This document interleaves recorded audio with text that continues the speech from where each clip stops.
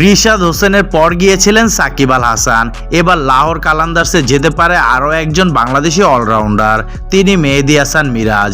সিকান্দার রাজার বদলি হিসেবে মিরাজকে দলে নেয়ার কাজ প্রায় সেরে ফেলেছে লাহোর। এখন অপেক্ষা শুধু এনওসির। ম্যাচ খেলার সুযোগ হলে এটি হবে মিরাজের প্রথম বিদেশি ফ্রাঞ্চাইজি লিগ। এর আগে সিপিএলে গেলেও খেলা হয়নি তার।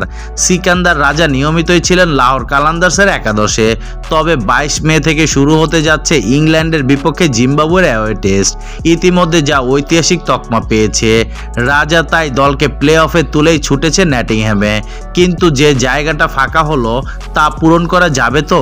একে তো রিশাদ হোসেন নেই আন্তর্জাতিক ক্রিকেটের ব্যস্ততার কারণে, সাকিব আল হাসানকে দলে নিলেও তিনি দীর্ঘ 6 মাস পর ফিরে খুব একটা ছন্দে নেই। বিশেষ করে রাজার অভাব দূর করতে লাহোর এখন চোখ দিয়েছে বাংলাদেশের দক্ষিণাঞ্চলে। বেছে নিয়েছে দেশের অন্যতম শীর্ষস্থানীয় অলরাউন্ডার মেহেদী হাসান মিরাজকে। মিরাজ ইতিমধ্যে এনওসি চেয়ে আবেদন করেছে বিসিবির কাছে। যেহেতু তিনি এখন টি-20 দলে নেই, তাই এনওসি পেতেও বাধা নেই।